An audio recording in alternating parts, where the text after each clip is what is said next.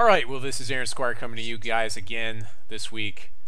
Blast from the past, although I seem to be using that a lot. I guess not really that far back, but Armies of Mordor is back to join me to teach me the ways, tell me what I'm doing wrong, because I've got one ticket and he's got, how many tickets do you have right now? 25. 25 tickets? What? Anyways, this is episode 80. I'm calling it Tickets Please. Tickets Please. Tonight on the show, we're going to talk about a little bit of controversy with the splitting of packs.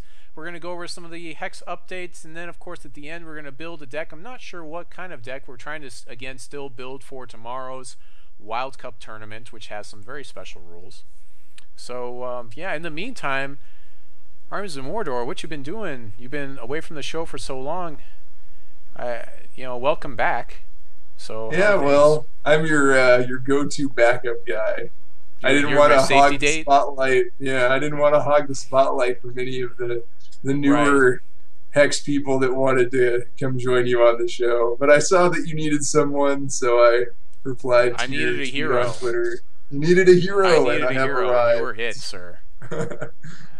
All right, so tell me what you've been doing specifically to get these tickets. So everybody knows, like, you basically get tickets for playing daily events, and then for any other type of tournament you get tickets, but you only get like one for those, so the dailies are better. So I was under the impression that dailies fired once a day, and that's wrong. Is that pretty much what's happening there? Yeah, dailies fire every 2 hours, and they switch between constructed and sealed. Okay. So I got my tickets playing in 3 daily constructed events. I went 4-0 twice with Mono Blood. You could see the deck list on one of the, I believe it was the 7th. Yeah. And I also went 3-1 with a 3-color Azure Fate Eye of Creation deck. So I got 24 tickets from those, and then I got a single point from a gauntlet or something like that. Or maybe it was a draft. I don't remember. Probably a gauntlet. Okay, well, let's do the YouTube giveaway, and then we'll start in on some of the other news items. So let's go ahead and flip over to the show screen, and there we go. I'm going to go ahead and pop this out so we can see it a little bit better here. All right, so here we go. Here's our YouTube giveaway. We've got about 6 people. I'm going to roll this D6. I need to get like a D6 camera to roll this. Out. I like to do the manual roll on these, but let's see. Last couple weeks it's been the number 1, so looks like this time is the number 1 again. So it seems like if you're the first person to post or the last person, I'm not sure how it organizes these, but it looks like Ravenhawk from my last thing he posted, and so I'm gonna have to get in touch with him, and he's going to win a Convocation pack, which I'm going to open here. He's actually in the chat too. He's in the chat. He is. All right, sweet. Ravenhawk's another great streamer. If you guys haven't checked him out, you can. I think you can click on his name and go ahead and go over there. We're still trying to get him 25 followers. I think he's got 15 right now. So let's get him some more followers because he's doing what he does. He's yep. He's doing it from a laptop, and then eventually I think we should try to do some sort of a thing where we get him a desktop, something like that. So let's see what we got here. Let's see. It looks like a lantern. The Lantern of the Cloud Queen is what I'll be giving away to Ravenhawk, and that's legal because he's not a guest with me tonight. And then we've got this other one at the end. So stick around till the end, all you people that are showing us, they're showing up live, and I will give that away at the end along with. And you also have the option of that or a what do you call it? A draft pack where I give you 3 packs you can draft with. So yeah, we're not going to do this just yet, but let's talk about some controversy with Sithos. So apparently Sithos was on stream, and I guess he requested splitting or something like that, so that way he could get the points he needed so he could play in the tournament. The tournament's happening at 1 a.m. my time tonight, the very first of the 12 tournaments. Which I think Armies you'll be playing in. Will you be streaming it, or you're just going to play in it and just keep it serial? I usually don't stream that much anymore. Like ever since my mom died, I just didn't feel up to it. So okay. Well, I'm sorry to hear that. So I'll keep you in my prayers on that one. But yeah, congratulations on being able to play in the tournament. I, on the other hand, have 1 point. I played in 3 gauntlets. I went 4-2 in 2 of them, and then just lost in the last game. It's been a pretty frustrating and abysmal week, but hopefully I'll be able to play in some sealed events and some constructed events and get my tickets for next week more easily and get that knocked out like you have. But basically, he's just trying to get his tickets, and so this kind of brings up the whole thing about splitting. My personal feelings is, you know, if you're at the end of the tournament, you played a long tournament, and you know you're both good players, sometimes it's in the best interest, especially if someone says, hey, I'm really not planning on even traveling, like for, you know, physical card players, I'm not planning on traveling to here, so if it's like a 2-box tournament, like you give that person you give one person the win, but he gives like all of his boxes. He gives like a box or 2 boxes to the other guy, and that guy that won now has the right to go and play in like the higher level tournament. I don't really see too much of a point to that, but like, you know, I think that's okay. But yeah, Army's like on that point. What do you feel about that? Like, what do you think?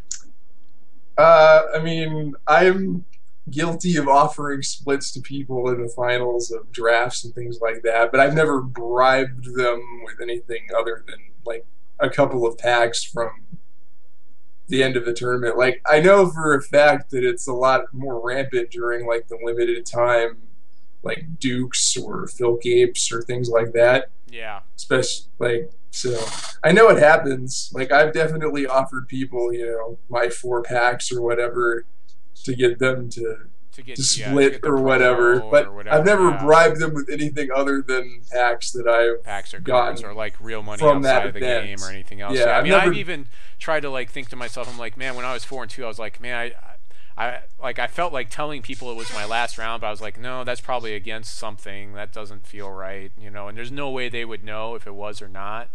So, you know, I mean, I can't really bribe them with packs because there's no way to know. So, and yeah, I mean, a lot of the people cleared that up.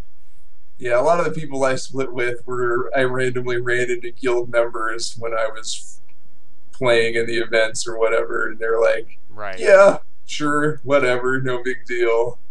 It's like, so they came out with CZ came out, or not CZ, but Hex Entertainment came out with a specific read on this. So I'm going to go ahead and post this on the YouTube if you're watching on YouTube, so you'll be able to read it later. But it basically goes over specifically what they want, but some things are still a little bit vague. I think that that's on purpose, so that way they can always interpret it in the way that they want to, because it's their game. Just so everyone knows, like with most online games, they have stuff in their EULA that's built in that says basically they can ban you for any reason that they want. It's their game. If they don't want you playing it, they don't need to have a reason. They can just say, you can't play our game anymore.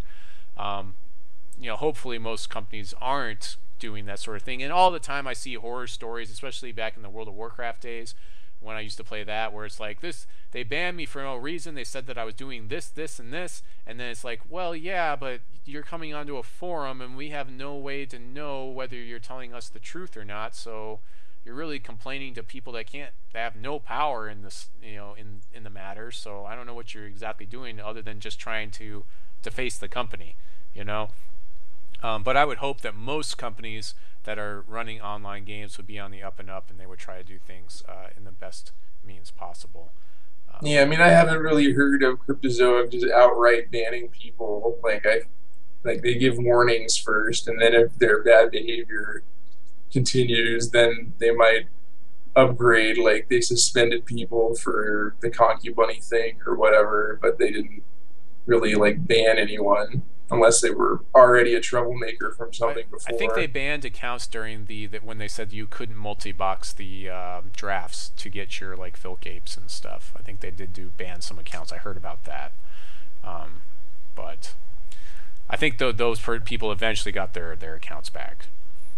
The one last thing I would say that does feel bad about splitting that I've had happen to me in a major tournament, in a major Magic the Gathering tournament, was that it was one of those 8-round Pro Tour qualifiers, and like round 4 I lost to a guy, and that's fine. Like I haven't done better than 4-4 in a day. I've never gone 5 wins in a day, but I'm trying to at least get up to that 6th win, and then the guy that I lost to had a pretty good chance of getting into like top 16 or whatever, and then just decided to basically take a bunch of packs from somebody so that way they could get points because they needed the points or whatever else. And I'm just like, that just feels dirty to me. It's like, it's a little frustrating because like on the lower rungs of a tournament, and yeah, it's definitely frustrating to try to grind through and do the best you can, and then to know that there are a lot of deals that are being made. I mean, there seems to be a lot of other things in the physical card game that can happen also if you're friends with your local game store. You know, I've heard of other things happening where it is that they've made fake tournaments and all kinds of really nasty stuff just so that you can pump up records. So hopefully the online environment gets rid of at least some of that. Armies, anything else to tag on before we move on? No, I haven't really experienced all that much of that because I didn't really play Magic. The only competitive tournaments I ever went to were for Yu-Gi-Oh, and I only went to a couple for that, and I never really had any experiences with prize splitting or anything like that. So I don't know. So moving on to some lighter topics, we've got the Hex Invitational. We've got the very first tournament coming up tonight, basically tonight, tomorrow morning, I guess you could say. It's 1 a.m. my time. It's when it's gonna. I had to actually go and figure that out because it's like CET, which is some sort of like Central European time. Well, they in this article they did put 11 p.m. PST or whatever at the top, so it's not as difficult if you read this one. I guess that that's not so bad for me. But yeah, that's kicking off tonight, and it says entry codes cost 10. You know, invitational qualifier points. Prizes go through 256 plays, and they're basically playing out every round. It might not be that many people in this first one. No, I don't think there will be. Which means that if they're playing out prizes to the top 256 and there's only 200 people. Well, that's the prize support's going to be per player, that are actually playing, I'm sure. Yeah. So. Yep, and then so like just for playing in any of these tournaments, in any of these 12 tournaments, you're going to get this cool invitational qualifier sleeve, and then basically the colors change depending on how good you are. If you, let's see, the one on the right is if you top 8, is that correct?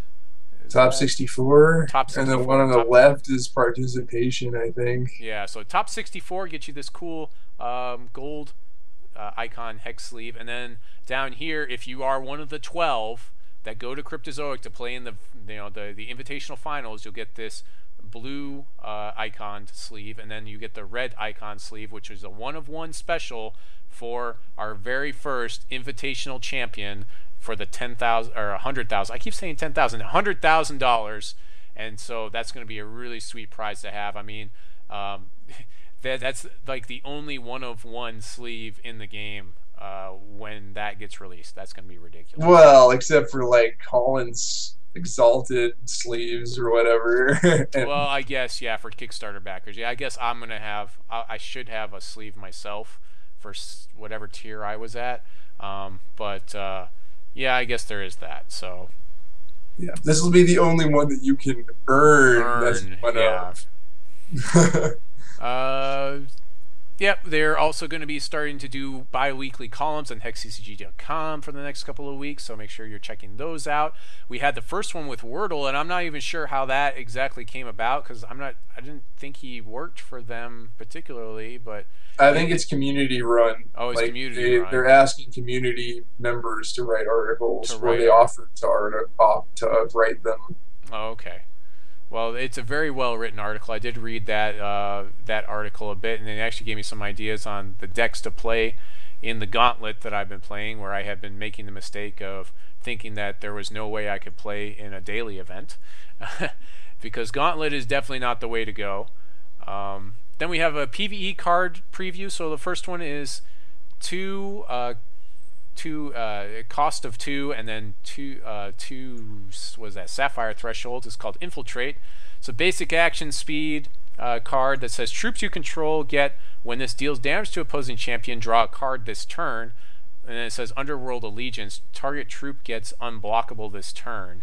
So seems like a card that really wants to be played in some sort of tokens deck, I would think. Sapphire, Or Wild, wait, oh, I'm Shitmare. sorry. It just says the troops you control get. They just get it forever. It Well, could that's be ridiculous. good in the dwarf aggro decks as well. Like Oh if you yeah. end up with 4 troops in play and you play this, you can make one of your 1/1s unblockable that would normally get chumped or get killed in a block or something or Yeah. whatever, and you could potentially draw 4 cards with this or something on like turn 3. It's pretty good. Shin-Hair Dwarf Venom Necrotic players. Yeah. Next one we've got is Hag Reavers, 3 cost, 1 diamond threshold, or 1 sapphire threshold. When this attacks, it's a troop. 3 random opposing troops get -1 attack power forever. This can't be blocked by troops with attack power of 1 or less. It's a 4/2. That seems pretty powerful, especially if the AI is playing it against you. That could be really annoying, and it's debuffing all of those aggro troops, which are kind of a big deal right now that people are playing with in the mono Ruby deck that we're seeing a lot of. Armies with. I think Hag Reavers is a totally reasonable, aggressive Sapphire card. It hoses decks that are going wide with like 1/1s and 2/1s or whatever, so it definitely can. Right, and it can easily be handled by those same decks, because everything that those decks all run 2-point removal, whether it's Burn or Ragefire or the 3-point removal with Crackling Bolt. I mean, yeah, all those, they have answers like where they can answer it right away. So, it doesn't seem like it's going to be too far out of the realm of possibilities of something that they have to really worry about that much, actually. Yeah, I mean, it is a PvE card, so until we get the Wild West format, we don't really have to worry about building to beat other people's super aggressive combo, aggro, turn 2, turn 3 kill decks in PvE. I doubt there's going to be that many PvE encounters against the AI that they will have turn 2 or turn 3 kill decks. But 4/2 for 3 is a totally reasonable rate. It has a really nice ability. Next, we've got the 5 Shards Wild Cup, sponsored by Matt Miller, Deck of Many Things, on October 10th and 11th. So that is tomorrow and the day after that. And we've gone over the rules, but basically it's a themed deck where they want you to play all of the same troop types. So, like, for instance, if we use this Sea Hag as an example, all of the troops in your deck would have to be either hags or seas, I guess. Mostly hags, probably, but I don't think there's enough of those. Most of the time it's going to be like humans or necrotic or like Shin-Hair or something like that. Yeah, I mean, for the first 4 sets, they're obviously focused pretty hard on the 4 key races, but the other traits that you have to watch out for are like clerics or warriors or warlocks, because those are a sub-trait, but they're still a trait. So it's like... Oh, Sea Hag is a race by itself. Hey, Sithos is here! We were just talking about you! I didn't even notice. Yeah, if it was a Sea Hag warrior, exactly. If it had an actual extra trait on top of that, then it would be a lot easier to play into a tribal deck. But yeah, pretty soon there'll be a new set that will just... The next Hex TCG set is all Sea Hags. Just Sea Hags all over the place, and they get beaten up by like what's the opposite of a Sea Hag, like some sort of guy. Desert hermits. Yeah, there you go. Desert hermits. The desert hermits on one side and the Sea Hags on the other side. So desert hermits are going to be like Ruby and Wild, whereas the Sea Hags will be like Sapphire, Diamond, and Blood, something like that. Yeah, there you go. In the future. We'll see what set 5. That one's free. That one's free. Hex devs that might be watching this in the future, that one's a free tip. Okay, so we've got the Beta Cup series in Europe for the esports tournament. I'm not even sure what this is. What are we even talking about? They're the ESL tournament. Oh, it's the ESL. Okay, see, yeah, I haven't even been keeping up with that. So yeah, there's some money on the table there. There's just so many tournaments going on.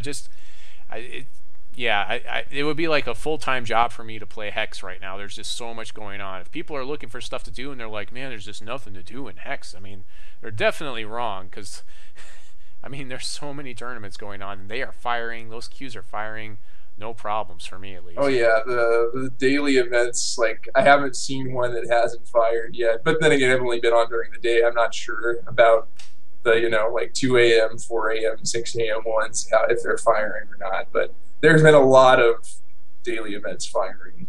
Yeah, for me myself, like I have to just make a conscious decision on what I'm going to do. I just have limited time because of all the other places that I try to devote my time to. So you know what, so here's a question for you, the viewers. So obviously I've been running this show for quite some time, and I try to make sure that I portray someone to you that you can trust to build your decks and to do well. But the problem is I haven't actually like put my money where my mouth is, you know what I'm saying? Like I've top 8'd once in like an 8-round tournament, like once in my Hex career. And I haven't like had a lot of first place finishes, and then once in a while I win some drafts and I do some other stuff. So my question to you, the viewers, and you guys can post this on your YouTube, is it important for you to follow people that have done well in tournaments, or is it enough that they have enough knowledge that you can just understand that they know what they're talking about, and without having to have them have that kind of track record? So what's important to you? Just something I think that, it's been on my mind, and I'd like to ask my viewers and see what you think about it. Because, like, for instance, Armies of Mordor has a much better track record than I have. Not that much better. I only have way better, way better. I only have a few top 8s total as well. I'm not nearly as good as some of the other people in consistency, but I do have decent deck building skills. I have made some of the decks that have made the top 8 in some of the Hex TCG events, like the Diamond Cups decks. I've made decks for those. Yeah, I'm terrible at the game, FFG. I just am inconsistent. I have won a few events. I'm not the worst player, and I feel that I can explain the game fairly well, but I'm definitely not the most consistent player compared to people like Fridged or people who Kind Mime has made the top 8 of a lot of events as well. Like there are a lot of people. Amazing player, yeah. He's in the channel. A lot of people that have. I'm not just saying that because he's here. not just saying it because he's here, but it is true. It's true. It's very true.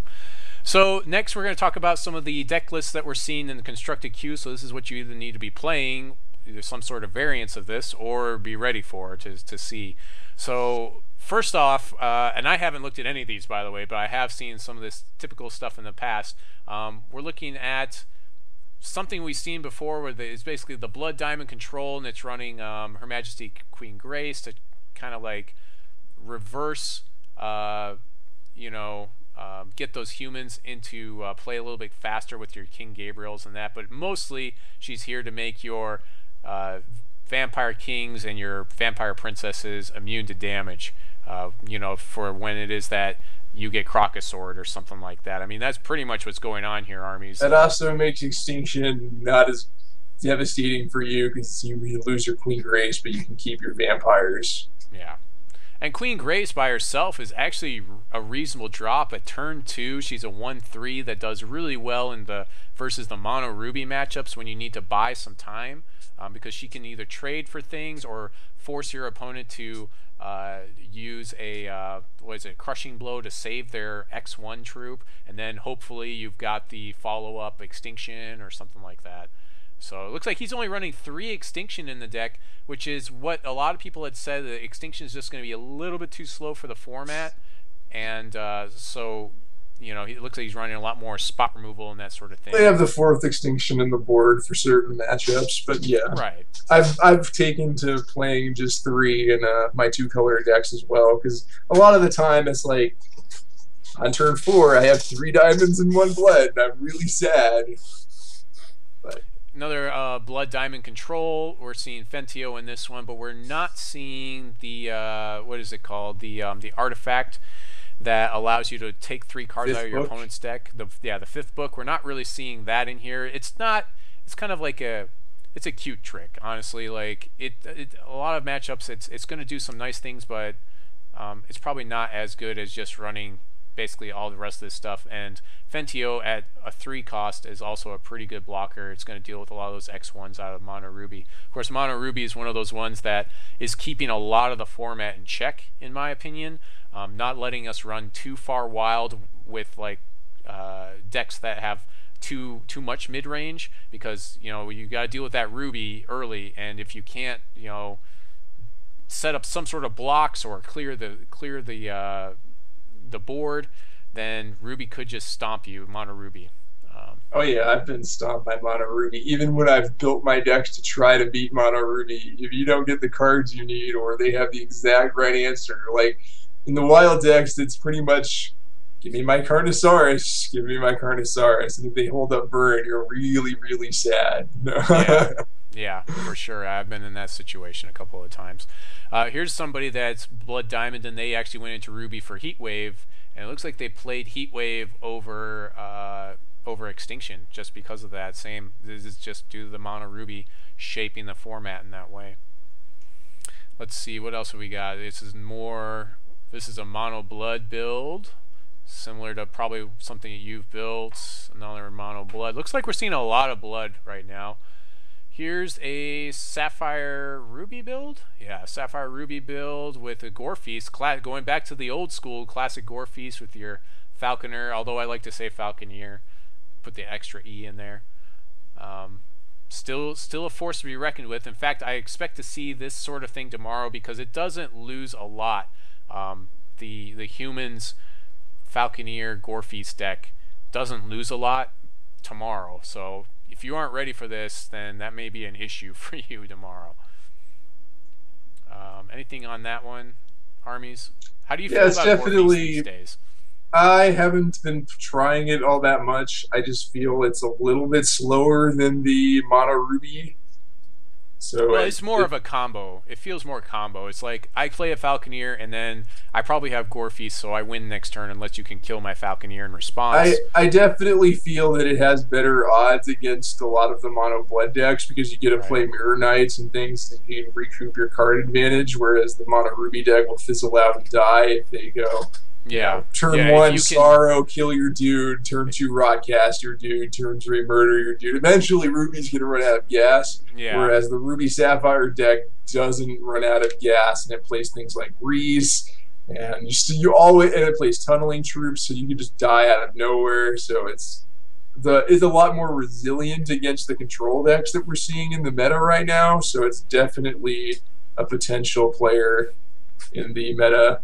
I always think that Gore Feast is always a potential player, but it's really a matter of if people have Meeks in their sideboard or not, because Meek is really good against Mirror Knights, Falconers, Storm Clouds, Mentalist. Like, it basically kills everything in the entire deck, so except for Reese, maybe like and Lord Alex, but that's like 4 cards in the whole deck that Meek doesn't kill. So I want to talk about this. This is probably one of my more pet decks. The Ruby Wild, what do you call it? Ramp deck. Where you're ramping. I have Creation deck. I have Creation deck now. Now that Titania's Majesty isn't warping the format because it's been banned out. But like some of the things I like in here, like I've played this, did pretty well in a gauntlet with it. I really like Eternal Sage. I hadn't looked at this card like I should have, because most of the time you're playing a Wild Shard, and so this thing turns into almost a what do you call it? An Arborean Rootfather every turn, because you can buff itself, which is pretty cool. On top of that, it's got Drew's Walker, and then Sin, Ether Drake Nomad, and Walking Calamity. And the thing I didn't like about this deck when I looked at some of the stuff is I actually don't especially like Walking Calamity anymore until after reserves. The reason why is because it just feels like it's such a horrible card to have against any type of aggro sitting in your hand, unless you happen to Eye of Creation into it. Then it's pretty good. And even Sin, I'm like, hey, it just feels a little bit slow and clunky.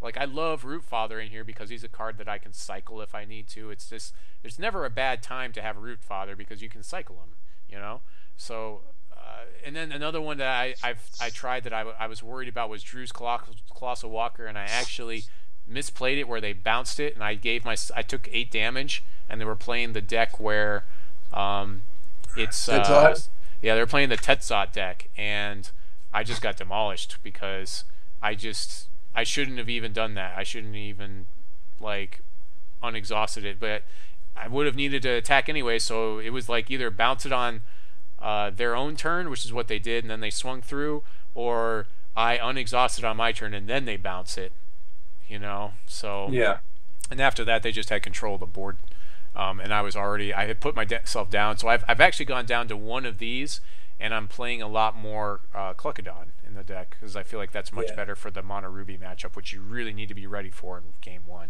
Drew is a pain for my mono blood deck to beat, but the way I was able to beat it with my mono blood was to just dome their face with Vampire Kiss so that they couldn't ready it. So like basically they traded 8 life to deal 8 damage, and they ended up at the point where I was at 1, but they were at like 6, so they couldn't use it anymore. So I just ended up flying over the rest of their like mana dorks or whatever to win the game. But it was definitely close. Like, I'm not saying I hate barely got out of it. I just feel like a lot of times it's going to get you into trouble, especially with so many people running Mono Ruby decks.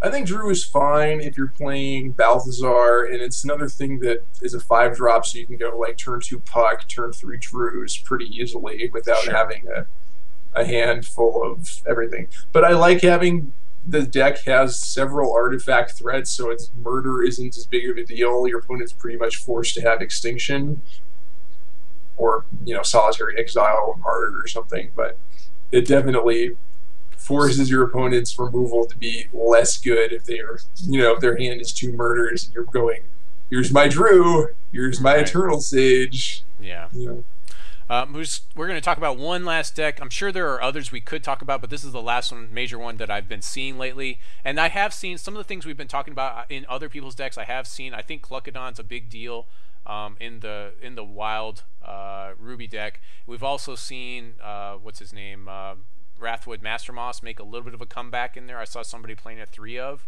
Master Moss because of the blood matchup, and he's also a decent turn 3 against the Ruby matchup because like with 5 toughness he's just really hard to deal with. But one last one that we're seeing a lot is the Tetzot deck, where you're trying to play Azure Fate Sorceress and then she's gemmed with speed, or I'm not speed, but basically where you can play her at instant speed. Yeah, at quick speed, and then you have Ruby of Ferocity, so she deals damage to your opponent. I've actually had an Azure Fate Sorceress played, and then a second Azure Fate Sorceress played, and then that just killed me by itself. Like, that was 6 damage that I need in that Drew's matchup where he was countering everything I do. So the nice thing about this deck is just you can basically end step a lot of things in the deck, which is really nice because your opponent doesn't necessarily always know what to expect. Other things I've seen people do is they're running, what's it called, the 2-1 that we saw in the other deck, the, what's his name, Fisher Smith. Yeah, people are running Fisher Smith in this, and so like they'll bury something, I'll be like, oh, I can swing in, and yeah, not even think that it was Fisher Smith. So you gotta pay attention to that. If you see that they're playing the Tetzot deck and they have Ruby in play, don't be like me and swing into a Fisher Smith. Give it a turn. They probably are also running Reese in here because that's ridiculous and some other stuff. So this is kind of like a mid-range control deck is almost what it feels like. Armies, what's your opinion of this deck? How good is it? It is a really good deck. It is super annoying to play against, which is one of the reasons I'm playing Vampire Kiss in my mono blood deck, is to have another 3-resource instant speed answer to Azure Fate. So like they try to quick it in at the end of my turn, I can just Vampire Kiss it to get it off the table before they Tetzot or their Reese flips or whatever. So like it's really important that you have instant speed ways to kill the Azure Fate, since they're going to play it at the end of your turn. You really can't let it stay for a turn, or you could just die. Yeah, I completely agree. It seems like more than ever, if you're in Ruby and you're not playing 4 burn right now, you really need to question yourself. Yeah. So let's move on to the 5 shard season. We'll just talk about this tomorrow morning. If you haven't signed up like me, then go out and sign up and then figure out what deck you're going to play. I'll let you guys decide what deck I'm going to play. Like I posted it in my Twitter feed, but basically I have 2 different humans decks, one that's Ruby Diamond, another one that's Sapphire Diamond, or Sapphire Ruby, which is basically like, it's basically the same as a, what do you call it, deck, the deck that, one with Mirror Knight. Anyways, it's this, yeah, it's the Gore Feast deck, basically, with just humans, which is probably, that's really what I'm leaning towards, is playing that. We also last week built a interesting, what do you call it, necrotic deck, which runs things that are just basically immune to stuff, and then you run Heat Wave, and all your troops are basically immune to Heat Wave, and so you can have a field and then they don't, which is kind of neat. And I did throw out there a Bunnies deck, but that's not really that serious, like a Diamond Wild Bunnies deck idea. And then of course there's running the aggro, the mono ruby aggro orcs. I don't know, I'm not really feeling that either.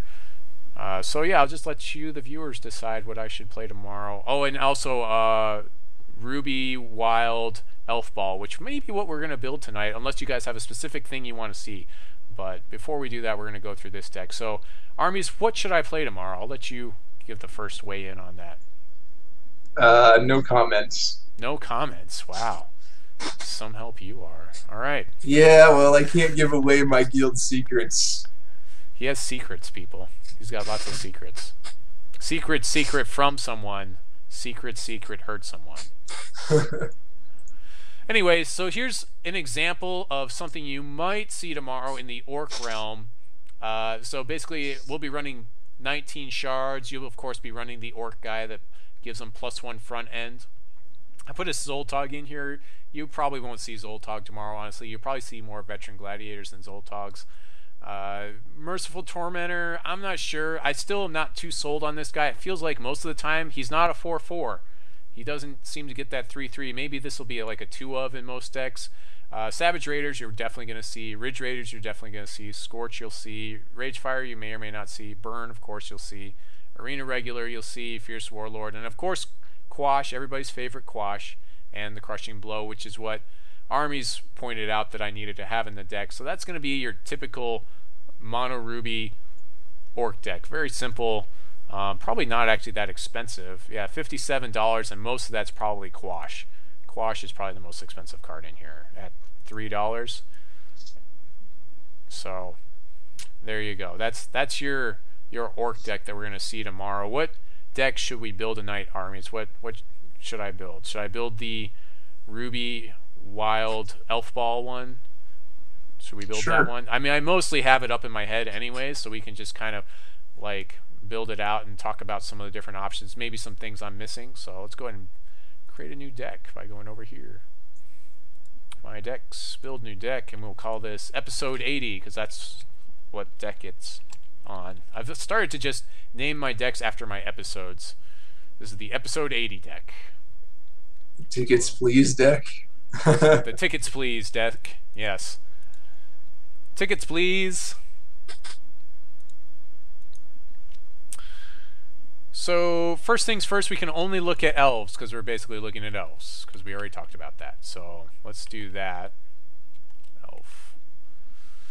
So things we could have in here, like Wild Root Dancer, still pretty good.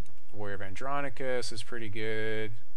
I kind of wanted to run this guy just to deal with that bird, the Phoenix, in the other deck, but it feels like there are better 5-drops I should be running in my other constructed deck.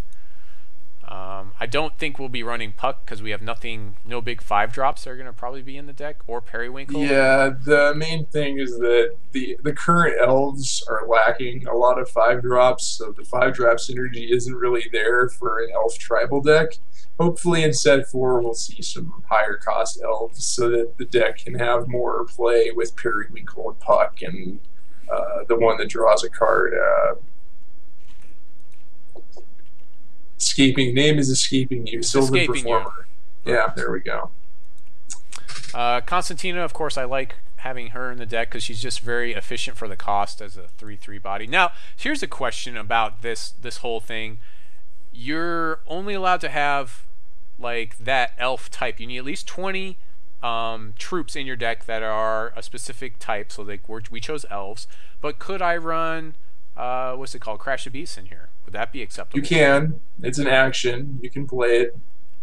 So it doesn't count, basically. But it also doesn't count towards the number of troops in my deck either. Correct. It's there are a lot of troops that are like constants, like Plant Garden. Even though it can only make plants, it doesn't count as a plant for your plant count. So you can play your Incantation of Ascendance or your whatever in any deck you want. It's just not going to account towards your troop count or type. So am I going to play an IQ tournament 11 p.m. today? I will not, but Armies will be, because I will be.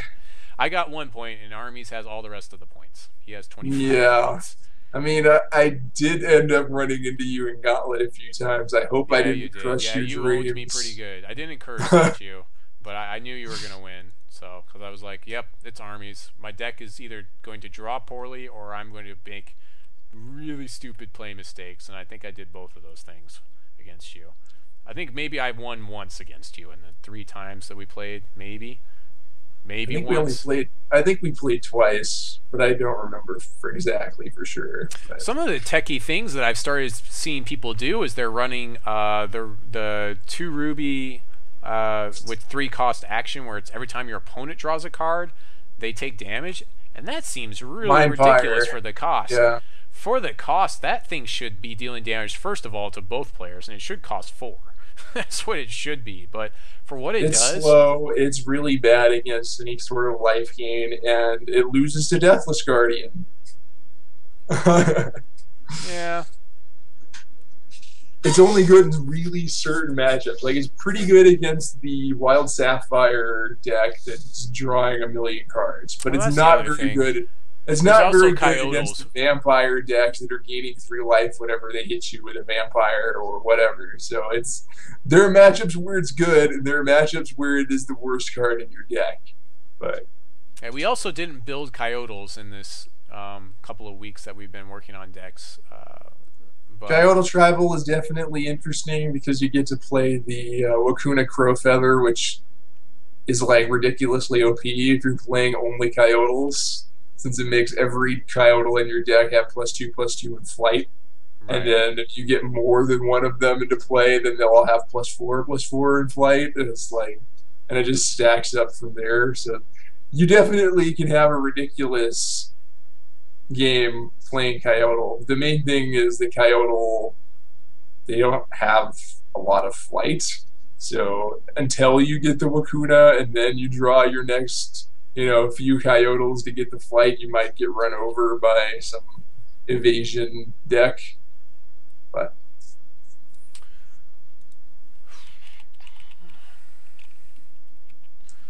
so that's true. Destroyer did beat me in the ESL event for the top 16 invitational or whatever they call it. You did beat me. Okay, so we're still looking at Elves. So basically the idea is we're going to generate a ton of resources in this deck, and then we're going to play a giant Eye of Creation, which will draw a lot of cards, or we'll burn our opponent's face with a giant burn to the ground, or we will have the elf in play that buffs all of our elves. This guy, Ashwood Blademaster, we can dump lots of resources into this guy, and then all our elves get +1 front end, which is pretty good for things that have Swift Strike already, like Emberleaf Duelist on the attack. So Ageless Troubadour is like a must. You have to play him in here. Constantina I like in here. It's not really a super must. I should probably put some ruby shards and things. Let's put some shards in here before I really start going nuts. Shards, ruby shards. Let's go ahead and throw some of those in there. And then where's the other thing? I think I passed it, didn't I? And are we playing Cressida? Yeah, we're playing Cressida in here, because we want to get lots of resources to dump into things. I mean, you could play Giles if you wanted to. But yeah, we could play Giles. And my Necrotic deck from last week plays Giles because most of them were like indestructible, so I just needed to pump their front ends to make them more relevant. Benvolio is also a potential. You wanted a way to draw cards. 4/4. Which one?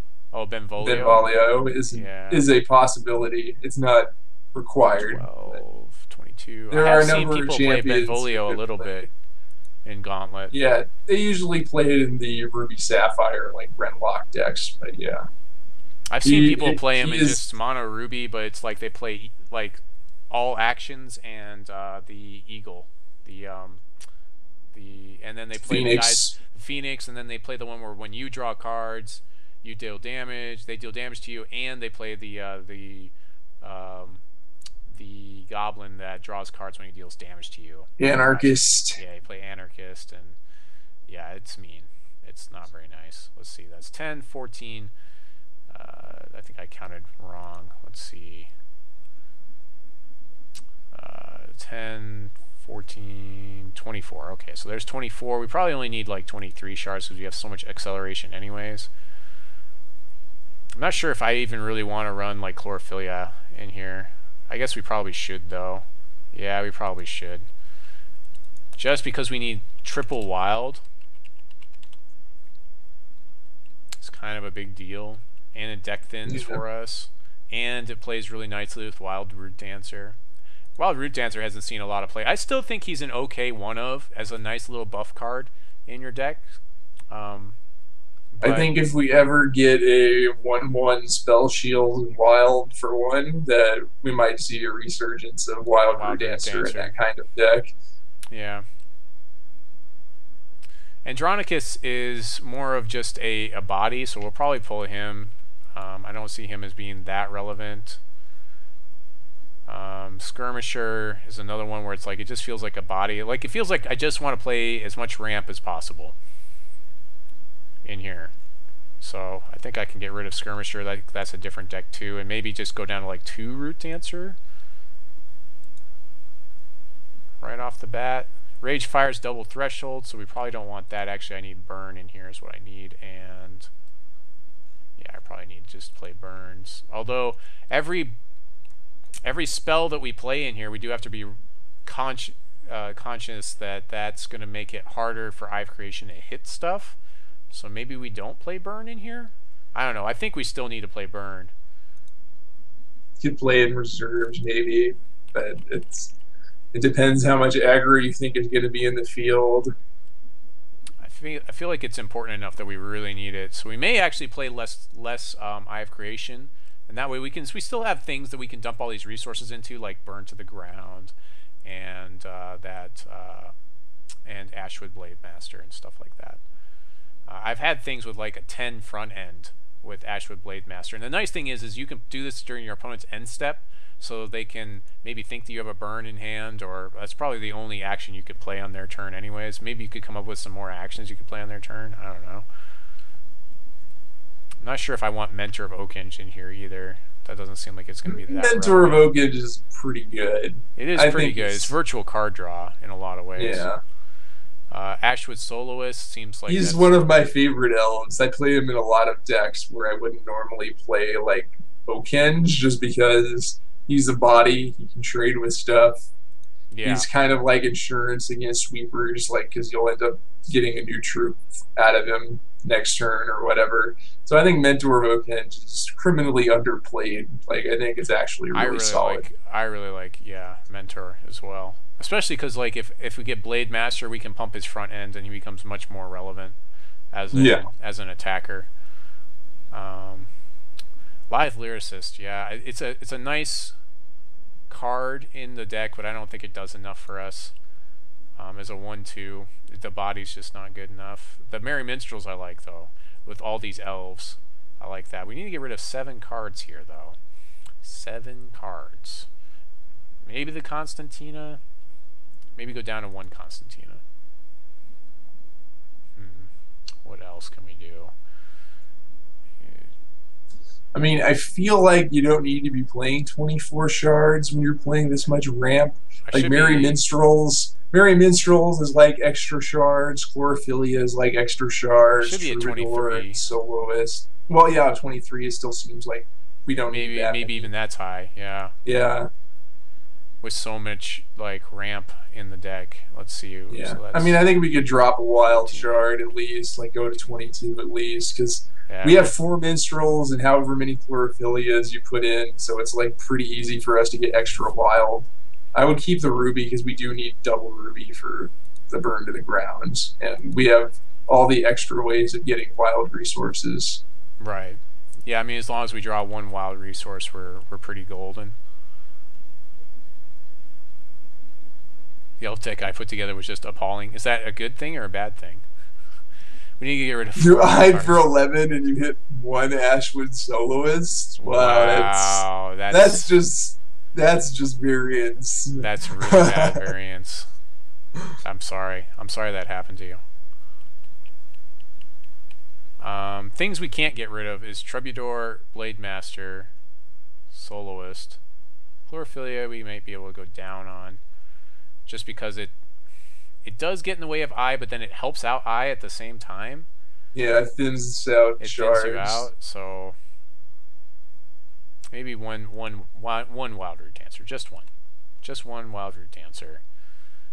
Maybe 1 Mentor of Oakenge. I like Mentor, but like that's another one that feels like it's almost against the grain of the deck, because if I draw a troop out of my deck, that's less troops to hit with Eye of Creation, I guess. Is that right? Well, I mean that's right? True, but I mean it's a troop in itself. Yeah. It's carded, so it's like maybe get rid of a Merry Minstrels, just 1 Merry Minstrels. Our 3s are like kind of like high. I'm not liking the curve of the deck. Maybe go back. Yeah, there aren't that many good 1-drops in Elves. No. Like the 1-drop that's really good is Pupil, and Pupil's only good with 5-drops, and there aren't really any good 5-drops. I actually really like Root Dancer, and the fact that, so here's what I do like. I like Root Dancer when we have Merry Minstrels and Chlorophyllia in the deck. So maybe if I pull Mentor of Oakenge, I can feel better about playing more Merry Minstrels and some Root Dancers. It's possible. Maybe you could put Mentor in the reserve, since you do have to have 5 Elves in reserves. Oh, that's true. Hey, what's going on? We've got about 8 minutes left in the show here. We're trying to finish up this Elf Ball deck. We do have a plenty of acceleration to play turn 2 3-drops. Well, not plenty, but we have some acceleration. We have the Ashwood Soloist. We can't play Howling Braves because they are not Elves, unfortunately. Yeah. Yep. In Hex, the Elves are not like that. They're just not like that. Maybe we'll get one in set 4, some elf that ramps for 1 resource in Wild, but I wouldn't hold my breath. Yeah. So maybe put 1 burn on the reserves. I still want to just play more. What is it called? Blast from the Past. I want to play more Root Dancers. I want to play like 3 Root Dancers, I think, in here. Just because, again, Merry Minstrels gives me shards, and Chlorophyllia gives me shards, and that's what it kind of runs on. I mean, you could do without like the Constantina. Like if you don't have certain rares in here, like the Constantina, you could probably do without that. But you need these Troubadours. You need the Eye of Creation. So this is actually not a bad deck to play. And because Wild Root Dancer has fallen out of glory so much, like right now you can see it's like 50 cents for one of these. So really pretty cheap deck. Looks like we ended up like, well, it's saying it's $61 for this deck, but that's probably because of Feralroot Acorns. No, it's Eye of Creation. Oh, it's Eye of Creation. So and then with the Eye of Creation, like you could play less of these and you could play more Burn to the Ground or stuff like that. Like honestly, you'd have to play this deck to figure it out, because this is kind of like a 4-drop, but it's actually like more like you probably won't want to play this unless it's at least 8. I guess, you know, with Eye of Creation in the deck though, like you kind of want to play a one of what's it called? Periwinkle. Periwinkle, kind of, but at the same time it doesn't. Well, then again, you could double Burn to the Ground, so maybe Periwinkle as a one of would be okay. Yeah, I mean, it wouldn't be the worst card in the deck.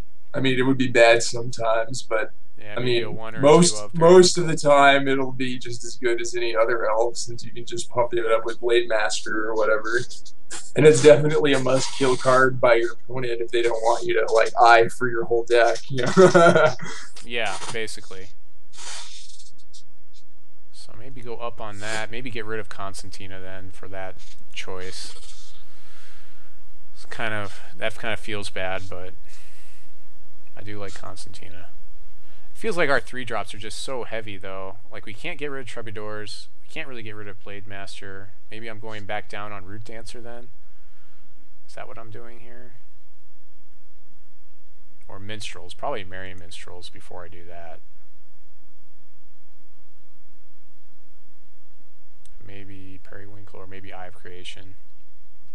I mean, I want to have Eye of Creation in my opening hand, but if I draw a hand of like 3 or 4 Eye of Creation, like that's like a mull. Yeah, it's pretty bad. That's pretty bad in this deck. Like that's not even close to being playable. So maybe there's 3 Eye of Creation. So that dropped the price of the deck $52. So there you go. And I feel like that's reasonable. Now our curve isn't great. If you do draw a lot of 3-drops, you're really going to need to look at your opponent's champion, or if you're on games 2 and 3, you're going to need to figure out if that's going to be okay for you to have those 3-drops. But honestly, like playing something on turn 3 in this format should be okay, I would think, most of the time, because if you have at least 2 shards in hand or 3 shards. If you have 2 shards in hand and a bunch of 3-drops, that's an iffy hand. If you had 3 shards, then it depends on how fast you think your opponent's deck is. Hopefully you're drawing a lot more of your 1 and 2 drops first. We do have, what is that, 19 1 and 2 drops, and then we've got another 19 3-drops, so that's kind of bad. Yeah, I'm not feeling great about the, although it's counting the, actually it's counting the, what's it called? The Burns and Chlorophyllias. The Eye of Creation. It's counting the Eye of Creation as a 3-drop when it's really a 4-drop minimum, and again, you probably wouldn't play it for 4. It's also counting the burn to the ground as a 1-drop, even though it takes 2 or more resources to do anything with. Yeah. But yeah, this should be okay. I don't really see this as being as good as like the Sapphire Ruby humans. I don't know. Yeah, really, I think have people been telling me what to play yet tomorrow? Because I think that's what I'm going to play. I'm going to play Sapphire Ruby humans tomorrow. Yeah, I mean, Sapphire Ruby has always been a great combination, and just playing humans, you only lose out on a few cards that you would normally play, like Reese or Stormcloud, Hypnoscientist. But you get to play like Lord Benjamin and Lord Alex, things that you don't always play in that deck. So you just have to make a few substitutions. You can play like Messenger or something if you want another evasive 2-drop that isn't Stormcloud that can draw you cards. So I feel like that deck is probably one of the better decks. I mean, it can still lose to Heatwave or Extinction or whatever, but Ruby Sapphire is always got a nice spot in my heart. Go, Gore Feast. Well, I haven't played it too much, so I'll probably make a ton of play mistakes tomorrow. I actually probably need to put in some practice with it. But yeah, that's pretty much the end of the show. I do see some people that are leaving, but I would encourage you to stick around because we're about to do the giveaway after the show, so do stick around for that. But if you have to go, then that's fine too. You can go ahead and post on YouTube, and you'll have a chance of getting the prize. And it seems like I've been rolling 1s pretty much every week. So if you happen to be the first person on the thing, then good on you, I guess. But yeah, that's going to be pretty much it. If we get more than 6 people, of course, I get to roll a different type of dice, so maybe things will be different. I've been rolling a 6-sided dice every time last couple weeks. So that's pretty much it for the show, Armies. Let's close it out, shall we? You think that's... Sure. All right. So tonight on Deck Build Esquire, we talked about some splitting controversy. We talked about all the tournaments that are going on, and if you, again, are bored with Hex and you feel like nothing is happening, then you need to look around, my friends, because there are a ton of things. There are so many tournaments going on that I feel inundated with tournaments that you could be participating in. Free ones, not so free ones, We're talking about the one tomorrow. And so, like, yeah, for a lot of people that are trying to get in and play these tournaments and do stuff, like, there are definitely options out there for you to do that. We also built this elf deck, which is, you know, probably okay. It probably won't do extremely well tomorrow. I wouldn't advise you play this specific deck tomorrow. I'd probably say you're probably going to want to play either mono ruby orcs, one of those human variants, or if you have some special sauce that I don't know about, like Armies of Mordor and all of his cool people, then play that. But that's pretty much it for the show. So yeah, I guess we'll say goodbye. So this is Aaron Squire signing off, saying God bless your families. Trying not to read too much out there, and Armies of Mordor saying signing off. He's signing off. Man, I've missed that.